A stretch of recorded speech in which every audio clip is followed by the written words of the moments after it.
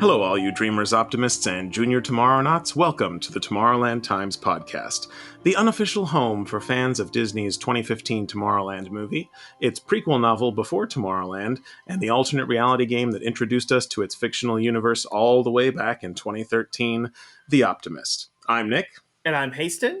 And this is the 5th episode in our 12-part series in which we'll be taking a deep dive into Brad Bird, Damon Lindelof, and Jeff Jensen's sci-fi family adventure and budding cult classic. Before we get into today's episode, Hastin, we've got a little bit of business. We got a message from our dear friend, Stephen C. Smith, listener and longtime friend of Tomorrowland Times. He wrote in about Hugo Gernsback, not the character played by Keegan-Michael Key, but the very real person who inspired the name of that character. Hastin, were you aware that the real Hugo Gernsback appears in Tomorrowland in an episode we already talked about? No.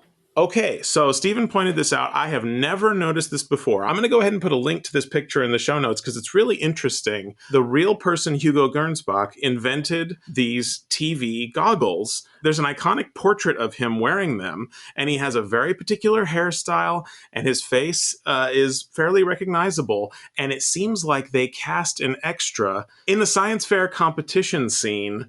About 2 people in line behind Frank, there's a guy wearing these goggles, and I swear to God, he does look like the real Hugo Gernsback. He does. He really does. They really went out of their way trying to cast someone to stand in as him in a non-speaking role. Well, and we see these goggles again. That's right. So speculation-wise, I'd say either he won the science fair competition or Nick's did not grant him the prize, but took those goggles because we see Nix wearing those goggles in the fabulous World of Tomorrow Science Hour short that was released on the Blu-ray and home video for Tomorrowland. And that short is so wonderful. It was directed by Anthony Giacchino, Michael Giacchino's brother, and I think it deserves an episode all its own at some point in the future. I love that short. Great integration, great clever thing. I assume more than one person won the $50 prize. Like, we're talking about a group of people who had unlimited resources to travel to an alternate dimension, but apparently they only had one $50 prize? I don't think so. Yeah, I would be very curious to find out whose idea this was. Was this something that came from Bird, Jensen, and Lindelof, or was this just a really ambitious casting director who thought this would be a great way to build this out and appropriate to the movie, being the name of a character who will appear later in the timeline?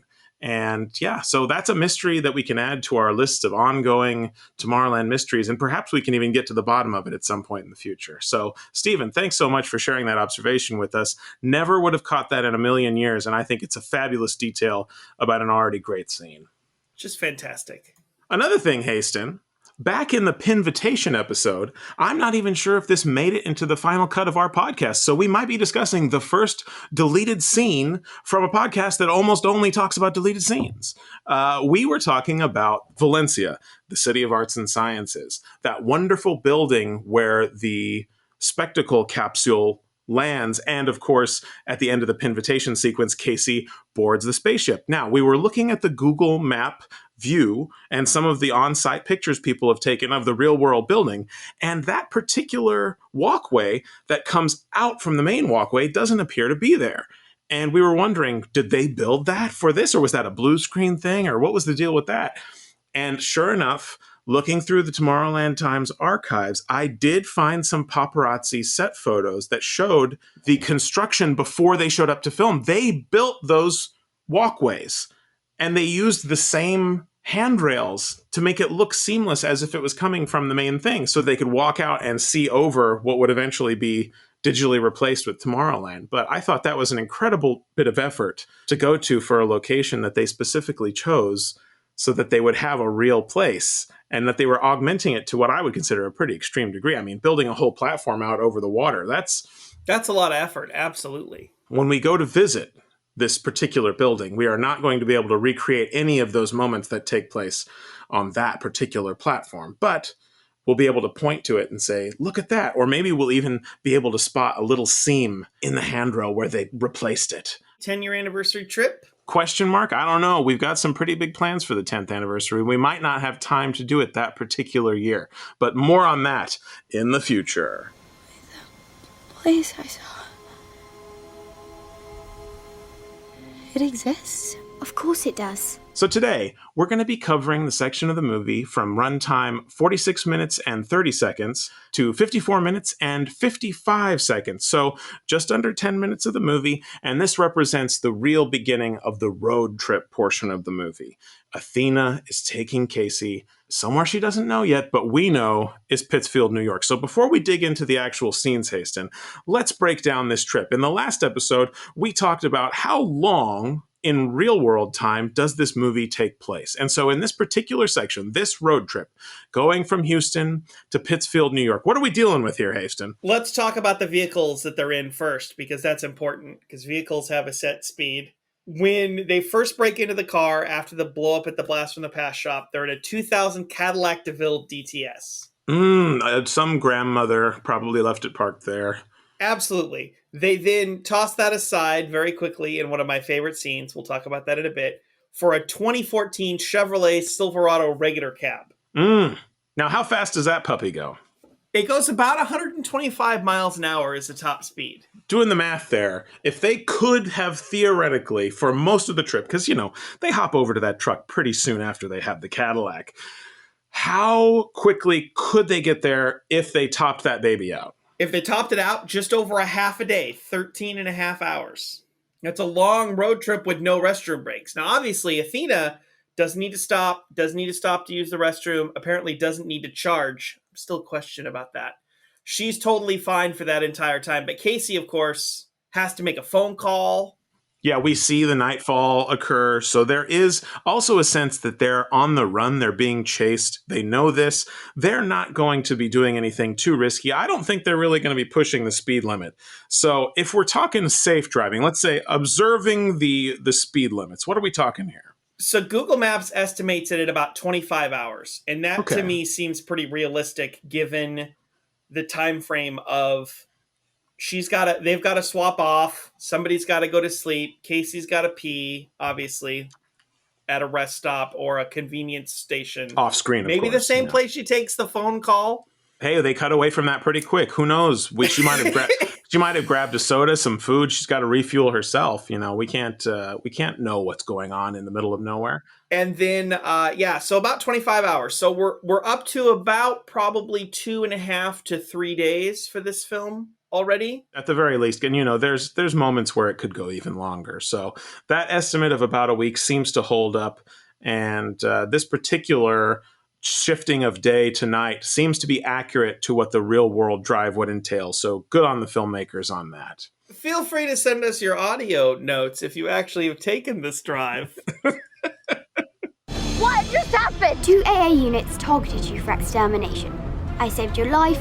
They self-destructed. Wait, AAs? Audio animatronics. They were robots? So back in the Cadillac, they're peeling away from the Blast from the Past store, and Casey is tending to her bloody nose as Athena drives, and she's asking what the heck is going on. Now, this is when Athena starts to drop some truth bombs on her. Clearly, we can't deny this kid is a robot. It can't be denied anymore, but she's correcting Casey about the terminology, not robots, AAs, or audio animatronics. Now, Hastin, how do you feel about this particular Disney reference in the film? I'm super glad it's one of these things where I'm super glad it made it in. Like, for people, it's a relative deep cut. It's a great way to tie in the stuff that they were doing in the book, because there's a couple references to AAs in the book as well. And of course, all the animatronic stuff from the World's Fair and everything else. Like, it's a really fun reference, and I'm super glad they left it in. There are some pedantic audience members that I've heard from that say that, the type of specific audio animatronic technology pioneered by Walt doesn't have anything to do with real life robotic android people. And I say to that, well, can't you just acknowledge that it's a fun reference to the history that's both in the movie and outside the movie? And also, how we often in the real world will hold on to legacy names for technology long after the specific reference is there. Laser printers don't have lasers in them anymore. Right. And yet that's just still the colloquial term. So this is, I think, is well within the realm of believability for the evolution of a technology, even in a fictional context. And I say, if someone wants to throw out a fun reference to the history of themed entertainment, let them. It doesn't happen that often. We got to take the wins that we can get. This is a case where I think that if this film were being made and released today, the interpretation of this would be totally different. I think at that time, there was not, like, the Disney parks were not quite in the zeitgeist fully like they are now. And I think now, fans would be ecstatic to have this sort of semi-parks inspired film. Absolutely. And here is one of those few little touches that remains of that kind of connectivity. I'm a crew rep. Oh no! Crouton! So to really underline the idea that Athena is this robot, she has this exposed, glowing blue innards that she's attempting to repair with this little kit that she has on her to patch herself up.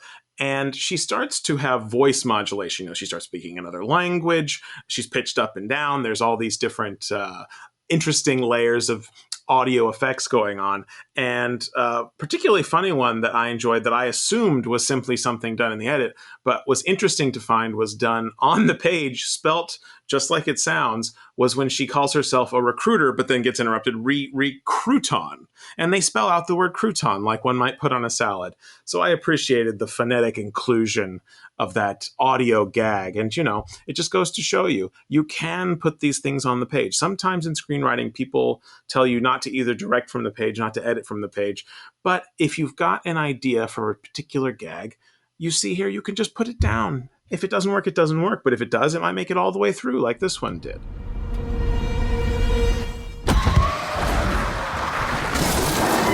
Athena's fixing herself up, and Casey freaks out, and she decides, I'm getting out of here. She reaches her leg over into Athena's driver's side of the car and slams down on the brake. Now, I suspect that this shot may have been done on a GoPro. It's extremely short in time, and it's in this corner of the car that I would find very difficult to believe they hollowed out a vehicle just to get that particular shot that lasts really only a few frames. But more learned folks than me can freeze frame. Go ahead and freeze frame that shot and see what you think about the quality if you've got a nice high bitrate Blu-ray at home.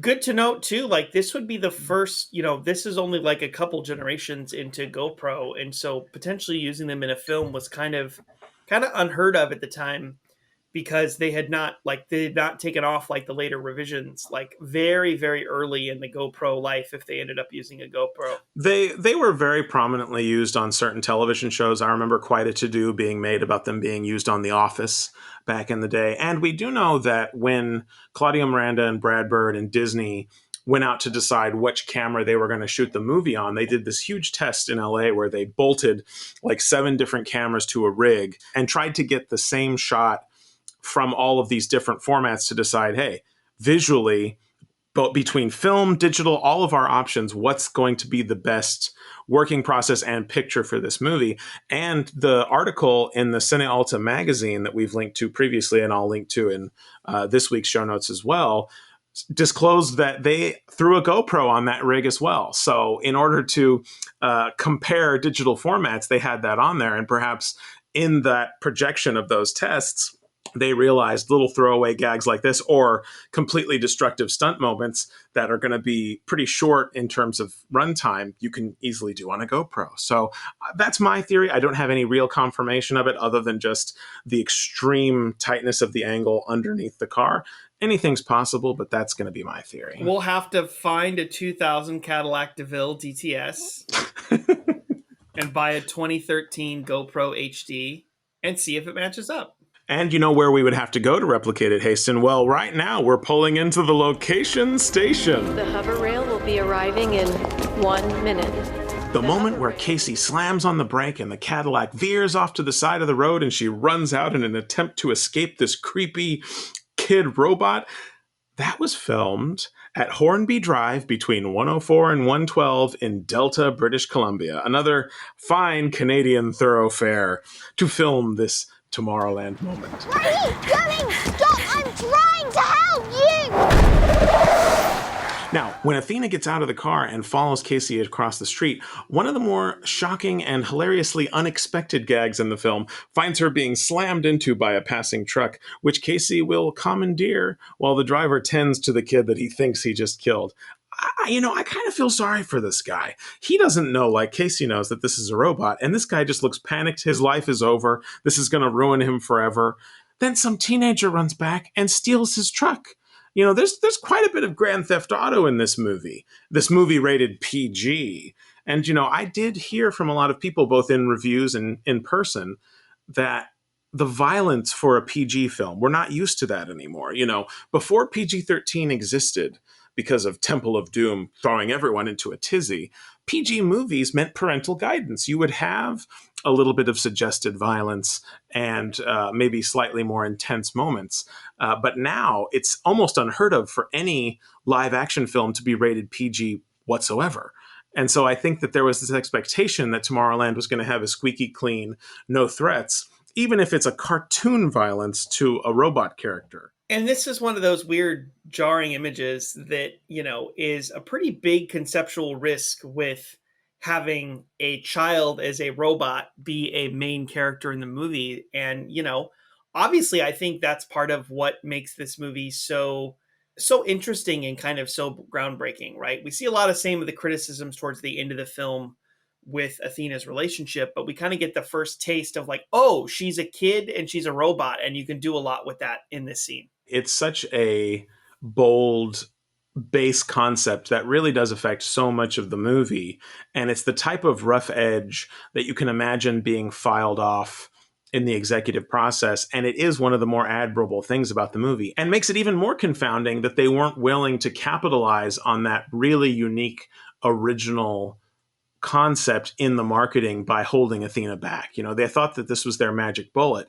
When you don't give anyone enough of a taste to get them into the theater, it doesn't really matter that you have that magic bullet in your back pocket. Because certainly, I think anyone who did see the movie, the Athena character was such a runaway success and one of the high points of the whole thing. So to allow all the pearl-clutching mothers in the audience to drop their necklaces and continue to enjoy the movie, Athena quickly reboots, she shoots straight up, and with a few unsynchronized blinks of her eyes, she has no trouble gaining enough speed to leap into the back of Casey's stolen truck, and she smashes through the back window when Casey slams on the brakes in a panic. I love the choreography of all of this. It's so well staged. The compositions are perfectly staged to allow you to know exactly what's going on at all times. And moment to moment, the flow of it is just so funny and so exuberant and so energetic. This is when I feel like, if you want to talk about the movie finding its stride and really having an original sense of pace and sense of identity, this is a moment where I think you really couldn't do this in any other movie but Tomorrowland. Especially really playing into the whole, person is a robot thing in a very, very different way, right? It's weird because you had this sort of angle, and then you saw a lot of, not going to say copies, but, a lot of like sort of modern interpretations of this same sort of concept, like we saw in Westworld and whatever else, with like, oh, well, these robots aren't just human strength, they're above and beyond. But again, to do it in a kid is such a unique factor. That makes it even more unexpected, right? And, I know a lot of these gags were digitally enhanced. Her running down the street was sped up and blurred additionally. But, Raffi Cassidy really did perform many of her own stunts. I don't know if she was a gymnast, but I do know that a lot of these things she was able to do herself. There's behind the scenes footage of her tumbling and rolling. I'm not specifically sure when it would switch between her and her stunt double, but Athena was occasionally portrayed by stunt double Jade Kwan, who also appeared in films like Bird of Prey and J.J. Abrams' first Star Trek movie, and many others, of course, but she would often double as child characters, which I think is a pretty cool niche to carve out for yourself in the stunt community. No, wait!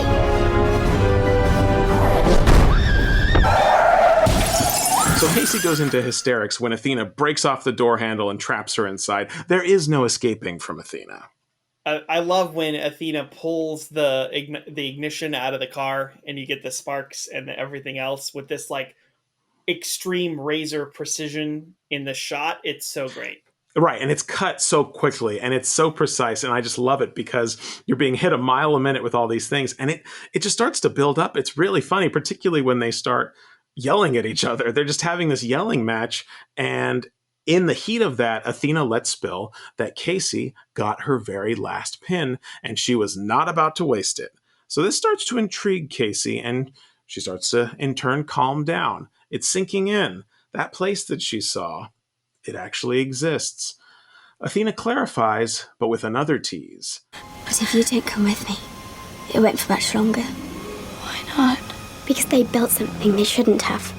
Ah, the plot thickens. Reaching past the plot into the language of theme, Athena then asks Casey, Do you want to keep asking me questions until someone arrives to murder us? No.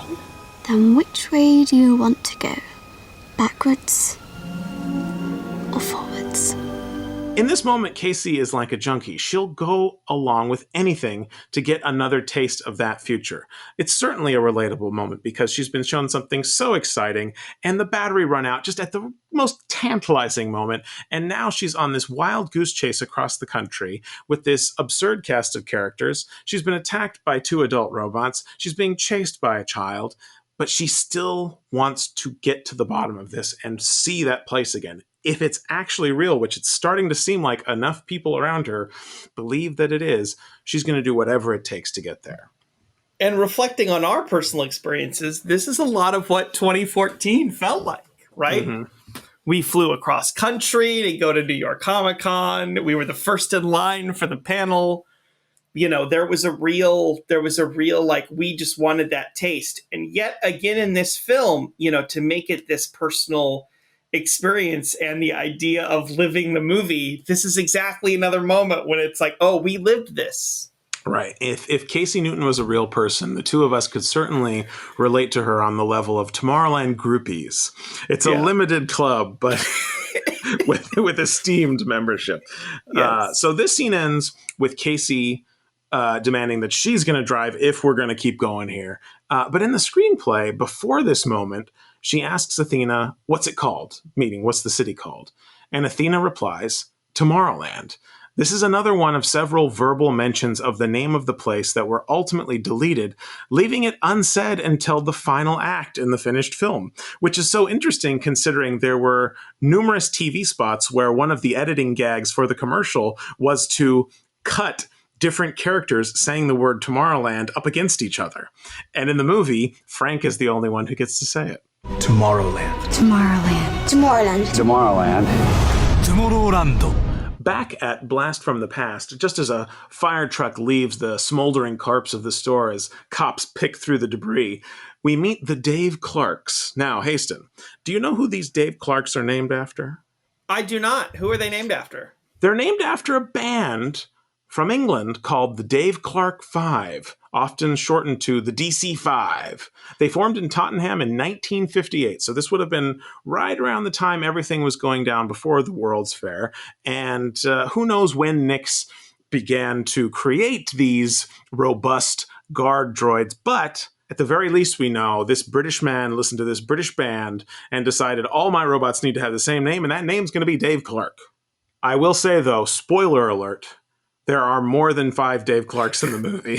I think what I love about the Dave Clarks is you sort of have that, and I think this is probably another sort of Parks nod, is you sort of have that kind of like, I'll take it from here, kind of perfect cast member, you know, the old rumor of nobody dies on Disney property, even though that isn't true, right? You have the same sort of like stereotypical overt cleanup crew that's designed to like resolve this situation.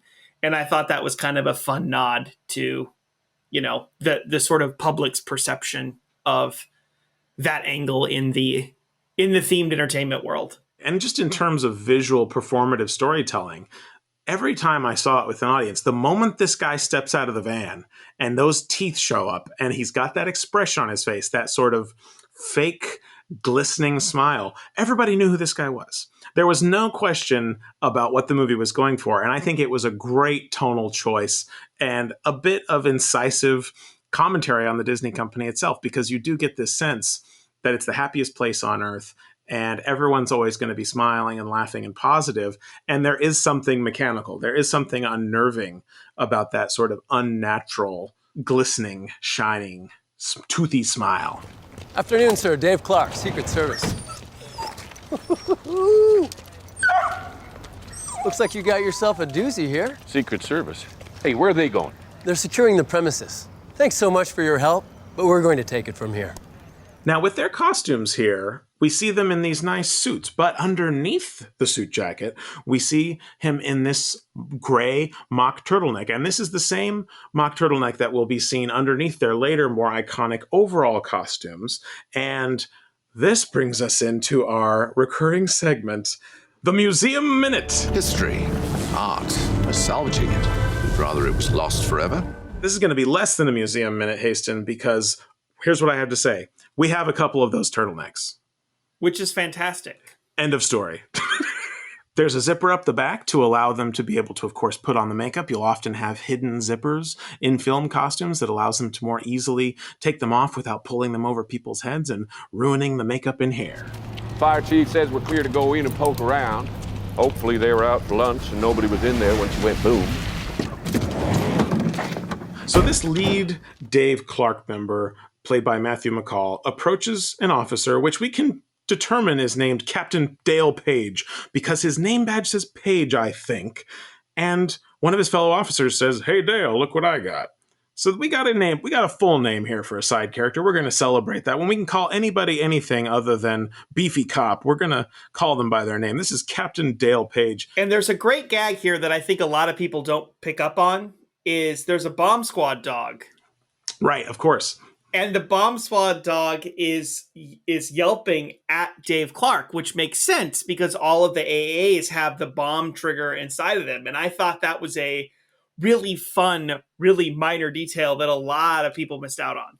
It's great because it both echoes what we've just seen happen in Blast from the Past with Hugo blowing up, and it's a foreshadowing of what will eventually happen at the end of the movie. And so, third time's a charm with that one. It definitely speaks to the destructive potential that the AA units have in this universe. Hey, Dale! Found this just outside the window. Ever see anything like it? What the hell? God almighty! Sale! This week, 70%.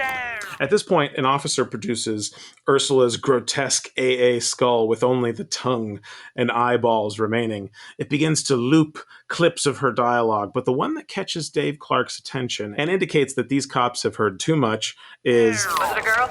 A little girl? Was it a girl? A little girl? They're on the right track. And this brings us to one of the more controversial aspects of the movie, going back to Athena being hit by a car. Dave Clark straight up kills these cops. He turns them to dust with his disintegration pistol, which honestly doesn't really seem like it would fit inside his form-fitting suit jacket. So his super speed quick draw must have been a digital composite. It's a fun thing to freeze frame and say, where the heck is that pistol coming from? The choreography of this brief rampage is pretty impressive compositionally. It ends with a cop fleeing with the skull in his hands, which he drops when he's disintegrated in full motion, and it bounces and lands precisely under the foot of the lead, Dave Clark. His precision is totally impressive, and it's unsettling, just like his glistening white smile. You want to tell me what's going on here, son? No, sir. I do not.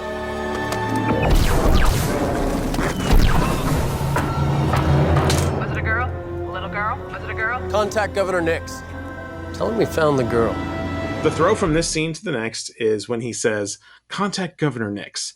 Tell him we found the girl." This continues the slow drip of information up to this point. This is our first indication of those intervening years. Not only is that Nix guy from 1964 still alive, he isn't just a recruiter anymore. Something is rotten in the state of Tomorrowland.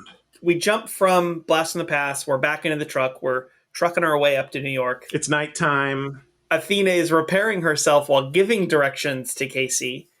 And in this deleted moment, we see this interesting concept that did not make it into the film of Athena accidentally triggering her onboard holo projector, which I don't think we ever saw in the whole film. Not on Athena, we didn't, no. Throwing a video onto the truck's windshield, Casey's childhood flashback.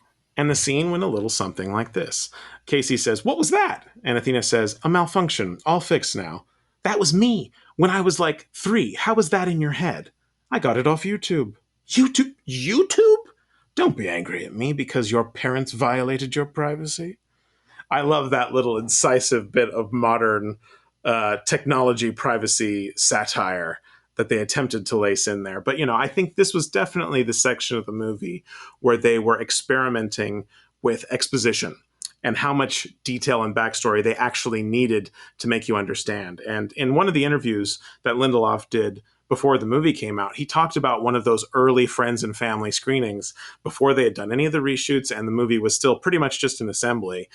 It was 2 hours and 45 minutes long, and really they were just trying to gauge with people that had no idea what the story was, how much do you need, what do you need to know? And so there was this list of things, and so many of them, people just said, don't need it, don't need it, we understand, we get it, we get to the point, because when every other storytelling decision you make is influenced by those particular details, sometimes removing the explicit mention of them doesn't affect the fact that the point gets across throughout all those ripples that spread out. And so I think this sequence does have a few of these deleted moments because it essentially is two characters driving and talking to each other. So they don't want to linger too long, but they do want to expand the audience's knowledge of what's going on because this is a mystery movie and there are a lot of lingering questions. But, the nature of how Athena has been watching her seems like an important thing probably when you're writing the movie. But when you see the film and it's finished, knowing that she is doing it, for me, is certainly enough. This is just a fun little ephemeral side thing that we can read in the screenplay and think what could have been. So Casey's frustrated at the lack of information, and she just straight up asks where they're going. She's being pointed, veer left, and they quickly turn down this side bridge, which was filmed where, Hastin? At the Pipeline Road Bridge in Stanley Park, which our listeners may know is a fabulous park located in Vancouver. I have been to this park. Have you really? It's a very famous park. Did you cross this bridge? I do not recall crossing this bridge, but if I'm ever back up in Vancouver, I will be sure to steal a Chevrolet pickup truck and drive across the bridge. According to our favorite website, which we are not affiliated with, moviemaps.org, this bridge has been featured not just in Tomorrowland, but also The Flash, Fringe, Caprica, John Doe, and Backstrom.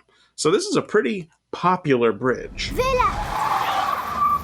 Little more of a heads up next time. Hey, here's an idea. Why don't you just tell me where we're going? Pittsfield, New York. What's in Pittsfield, New York? Someone who can guess us back in. Now that's got Casey's attention. She pries for even more information in the screenplay. Why do those robots want to kill me? Based on my personal experience, I'd assume it's because you are being uncooperative. Oh, ha ha ha, you're hilarious. Really? Do you think so? No. You know what I think? They tried to kill me because they want to keep that place I saw a secret. And anyone who's seen it gets zapped. I don't disagree, says Athena. This is an interesting little exchange because not only do you get a little bit on Athena's own backstory by saying, based on my personal experience, I'd assume it's because you were being uncooperative, as a way of saying I was uncooperative and this is exactly what happened to me. We also get this moment where Casey says she's hilarious sarcastically, and Athena perks up and says, really, do you think so? This is giving us a pre-echo of the flashbacks we'll see later in the film and cover in another episode that sets up a recurring motif about laughter and joking between young Frank and Athena. So Casey's worried that she's been surveilled since she was 3 years old, but Athena corrects her and defends herself by saying, I only found you a month ago and started wantingly destroying government property, which happens to go on my search parameters for recruitment. So Plus Ultra must think that dreamers are often rebel rousers. I guess that's proven true throughout history, but it's interesting that it was obvious enough to them. As rebels themselves, of course, they had to fly off to another dimension just to be able to do the work that they thought that they couldn't do here. It's interesting still to see it codified in the programming of one of their recruitment droids. The next thing, highly controversial in our community, oh yes, is that she's astonished that Casey scored a 73 on the Feynman-Drummelberg scale. Ah, yes, the magnificent Feynman-Drummelberg scale. Feynman was a real person. Richard Phillips Feynman, an American theoretical physicist known for his work in the path integral formulation of quantum mechanics. This is going to become important later to Athena's journey at the end of the film, which delves into our own quantum indeterminacy. But for now, who is this Drummelberg? If it's the Feynman-Drummelberg scale and Feynman was a real person, I get the sense that Drummelberg may indeed be a fictional name that was appended to Feynman to make a very interesting sounding name. Some people misheard Feynman as Feinberg. They conflated the two names, Drummelberg and Feynman, into Feinberg. Feinberg has nothing to do with this, I'm happy to clarify. But Drummelberg, we're still not sure who that is. I especially like this because it still implies that Athena is recruiting based off of something. She's not just shooting randomly in the dark. She does have some sort of standards to recruit by. And clearly, those standards are at least a 73 on the Feynman-Drummelberg scale. And that seems to be a pretty high number, which we'll touch on again next week. Stay tuned for the continuing adventures of the Stay tuned for the continuing adventures of Feynman and Drummelberg and their magnificent scale, which has some bearing on your ability to get into Plus Ultra. If you Google Drummelberg, all the search results are Tomorrowland related, so I think it's safe to say that he's a purely fictional invention of this universe, and should 30 years down the line we get a legacy sequel, I can imagine the mythology of Drummelberg expanded with great dramatic consequence. So Casey keeps pestering for more details. Athena pulls her con about having a countermeasure protocol. Right, and then she shuts down. And while Casey has some alone time, she decides to take a call back home. It's been severely shortened in the film. But here's the original full call, in which Casey gives her dad a little bit more to go on, mercifully. Hey, Dad, it's me. I told Nate to say I was camping, and I'm not camping. I just don't like lying to you. But I didn't really know how to tell you the truth because right now the truth sounds crazy. And by the face you were giving me in the car, I'm sure it looks crazy too. But something highly unusual is happening. And if it had happened to you, you'd be exactly where I am. Well, maybe not exactly, but okay, the point is this. Dad, I think there's something else. Somewhere else. Some place amazing. I know why you do the whole wolf thing. I know you haven't meant it in a long time, but you still say it. You say it for me. This place I'm going, I don't know why, I can't explain it, but if it's real, if it's what I think it is, maybe when you talk about the things getting better, you'll actually believe it. I love you, Dad. Now, if you watch the edits in the film, this was really shortened and genericized through ADR that allowed them to stitch the very, very beginning to the very, very end of the call and kind of lay it as a post-lap over Casey driving in daylight with Athena sleeping next to her. I think that's a pretty touching scene, and it's a shame that they thought the movie couldn't sustain it. I'm not sure why they decided to delete it. Maybe the performance wasn't where they wanted it to be, even though I'm sure it was better than the one I gave just now. But I like the sentiment of it, and it really shows this connection between daughter and father and allows her to say, with a little bit more emotional clarity, why she's doing what she's doing and what the stakes are for her in this extraordinary situation. Later, Athena finally wakes up to find a totally exhausted Casey who finally capitulates to letting her drive for a short nap. And there's a country song playing on the radio, appropriately titled The End Is Coming, performed by Leslie McDaniel. It's a song which has, to this day, never been released. So in that scene, when Athena wakes up, Casey is drinking a cup of coffee. Now, she must have acquired that cup of coffee from where she called her dad on the telephone. It is possible, although she could have made another pit stop in the early morn. Is there a logo on that coffee cup, Hastin? It's a blue coffee cup with some text on the bottom.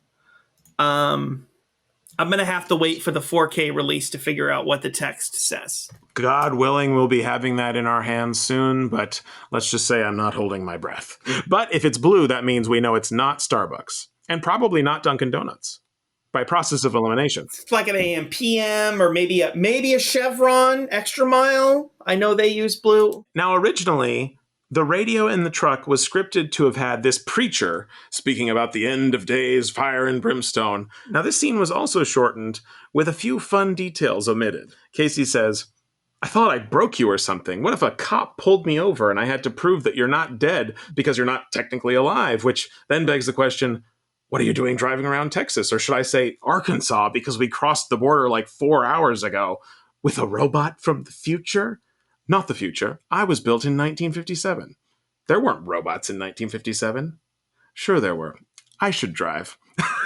I like that little casual bit of backstory. So Athena was activated 7 years before the World's Fair. Now, we don't really get a lot more about Athena's particular backstory either in the movie or in any ancillary media. There was a bit of a pre-echo referencing her in one of the World's Fair 1939 displays in Before Tomorrowland, but that was not, I don't think, explicitly meant to be the actual Athena, but maybe an early evolution of the AA concept itself. I do remember one fan theory that cropped up around the time the movie came out, that Nix particularly made Athena based on his actual daughter who had died. Now, this is not based on anything in the movie, but it does seem like fans attempting to lend a little bit more pathos to Nix's backstory rather than him just being a totalitarian technocrat. Ah! Oh my God! Are you okay? Yes, fine, thank you. I thought I broke you or something.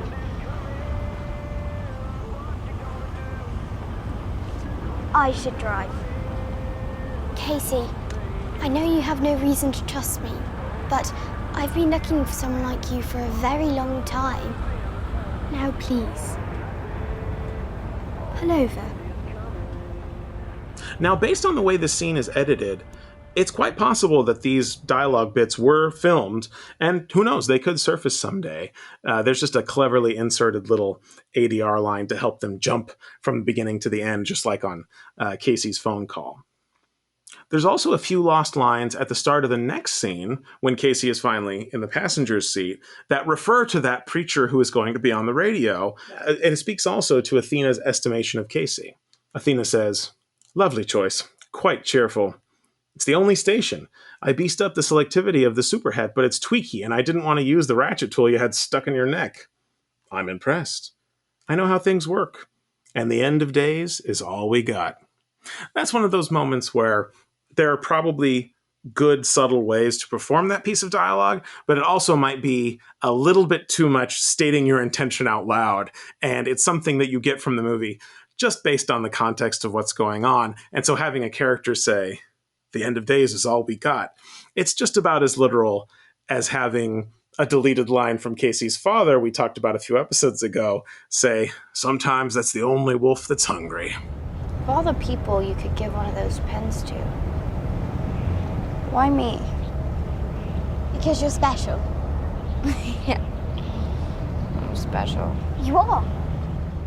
So Casey asks Athena why she chose her, of all the people in the world, to give this pin to. Athena says it's because she's special. Casey summarily dismisses this. She knows she's not special, but Athena insists. This introduces one of the ideas being tackled by the drama of the movie, and oddly, one that would be completely interpreted in the opposite direction of what the movie is trying to say by many of its detractors. This movie isn't playing into the chosen one trope. It's intentionally trying to deconstruct and redefine it by asking the question, what makes someone special? Casey can't believe she's special, but Athena insists she is. Athena treats her as some kind of chosen one, worthy of receiving an exclusive pin for a select club.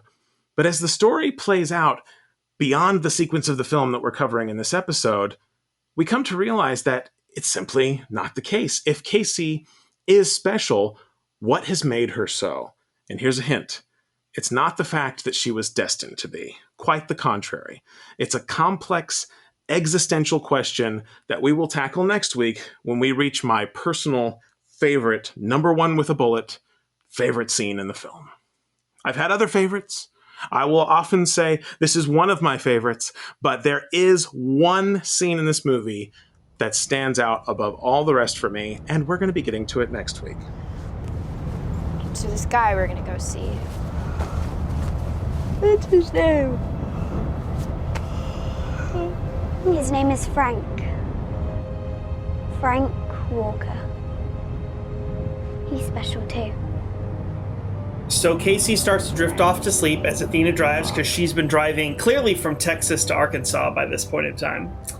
She asks kind of sleepingly, who are we about to go see? And Athena says, Frank Walker, and he's special too. And we get these fantastic flashbacks to the 60s Tomorrowland with them interacting together. Athena has this huge grin on her face in the car. It's great memories for her. At the very end of this, Frank creates one of those little paper fortune tellers. Right. The little papers that kids fold, and you choose a number and then open up a flap, right? And he opens up the flap, and what does it say inside? It says, scratched in a very kid-like handwriting, "We are the future." I love that.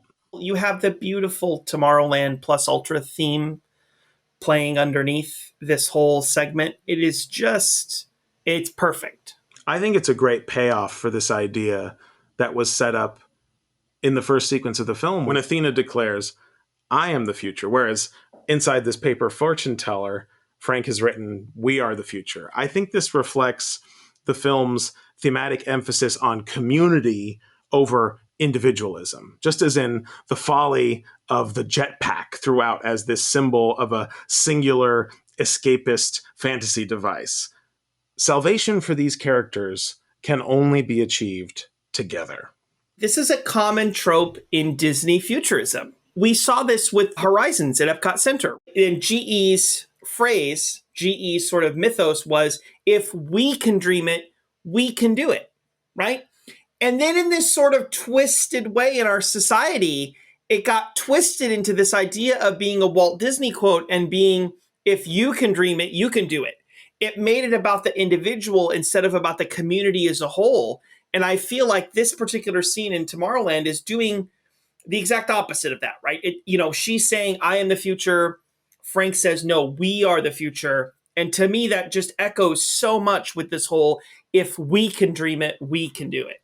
Absolutely. And I think that's another way, thematically, it makes this movie even more timely, because we find ourselves in this perpetual loop of reinterpreting Walt as this singular genius who is even less of a person now and more just a marketing character that they can tote out when it's convenient. And you're absolutely right.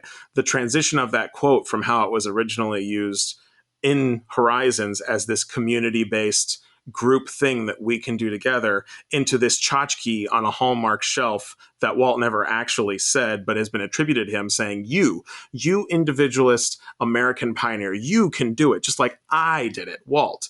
And it's like, those are the myths that we need to deconstruct about our history. Because even if Walt thought that himself, which I'm not convinced that he did, that's simply not the historical truth of how he got where he was. The team of animators that worked with him, the team of Imagineers that brought all these things, the collaborations, the writers that he held dear. I mean, these captains of industry that came to him, right, and said, we have a product we want to sell. As problematic or not, we want to show what the future we can do with our product is. It was a very we moment, not an individual. Right. That was counter-capital at the time. Like, that was counter to capitalism at the time. That was competing companies coming together and trying to, perhaps for their own personal gain, but at least display the concept of human unity and working together in order to lift us all up. The idea of a rising tide lifts all ships. We're facing that same struggle now. We're at this precipice in our society right now where science has built this amazing thing.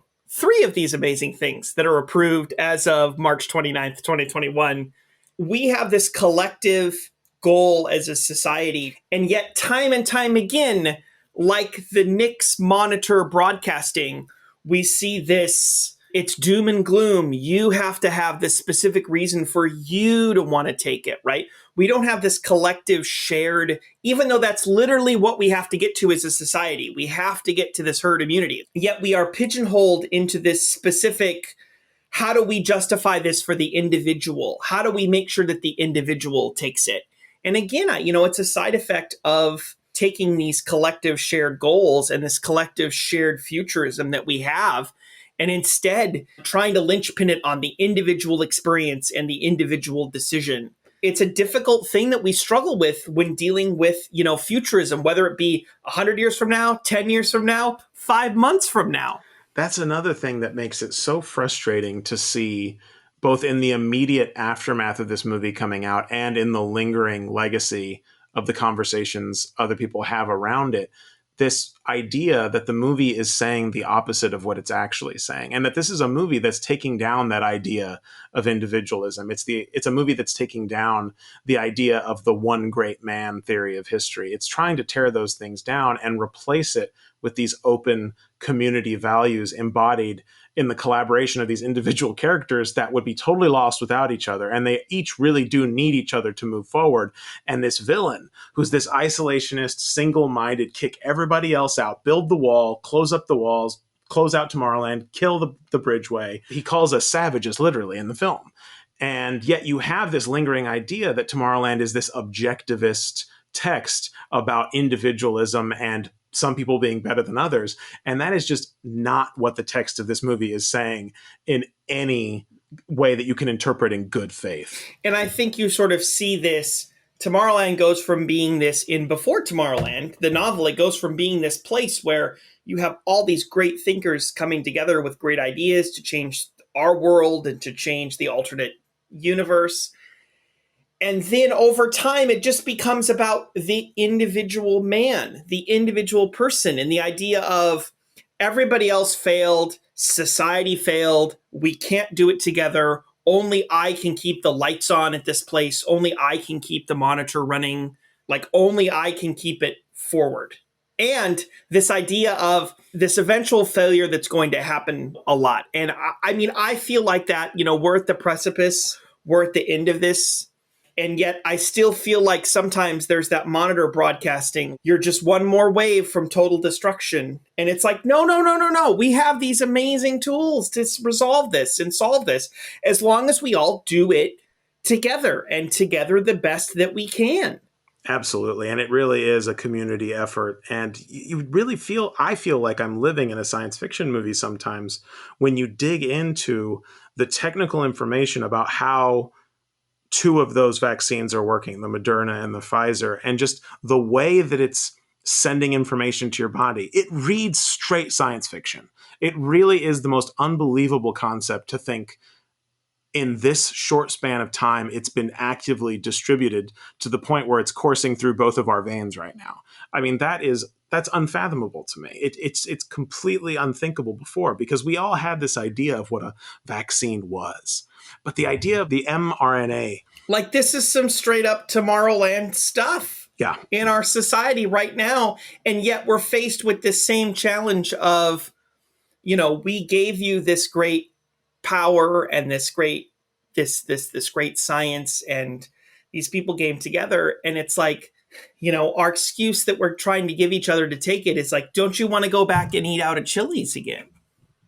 And it's like, no, it should be this collective, like, don't you want to get this thing for society? And correct me if I'm wrong, but it did also take the collaboration of multiple corporations, multiple pharmaceutical corporations deciding to work together, right? In order to do this. That's the truth. Absolutely. And that's, somewhat unheard of in modern times, right?